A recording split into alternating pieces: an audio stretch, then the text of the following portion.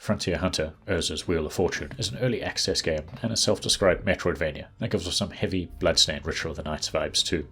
As such, we went in with high expectations.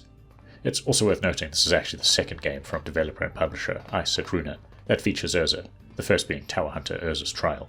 Thankfully, players don't need to have played through that first game to enjoy the second, and can dive right in. In Frontier Hunter, players take on the role of Erza, an Imperial Hunter. The game kicks off with her visiting a brand new region of the world via a rather large airship. This early story-heavy segment is filled with Japanese anime or manga tropes, and this is obvious right from the start with a stylish intro cinematic.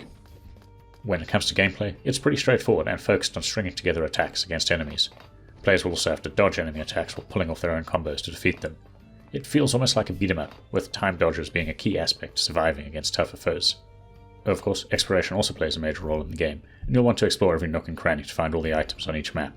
For some reason, there's a rather rigid and out-of-place on-the-rail shooter segment early in the game, and we guess this might crop up again in the future, though it remains to be seen.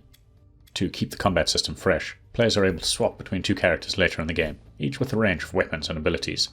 This allows for some degree of customization, since you'll be able to equip two different weapons and two different spells on each character.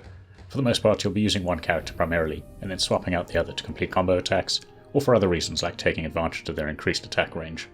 Going back to my early point of comparison, if you've played Bloodstained Ritual of the Night, chances are good you'll enjoy Frontier Hunter, as the gameplay feels very similar. As an early access title, it's currently a bit janky and lacking polish in some aspects, such as character interactions and limited story, but the gameplay itself is plenty of fun. Now, so while Frontier Hunter Erza's Wheel of Fortune might be an early access title and we can't say anything too conclusively, based on what we played, the game already does a fairly good job of ticking off everything it claims to have in the description. Some weapons and spells might need some balancing, and some enemy attacks do a ton of damage, but for the most part, the game is shaping up to be great. Since it's still in development, we're hoping player feedback is taken into account, and it's slowly refined into a worthwhile Metroidvania that can stand out in a crowded genre. If you've got this far and enjoyed the content, please consider giving us a like and subscribing, and watch on if you want to see some more gameplay.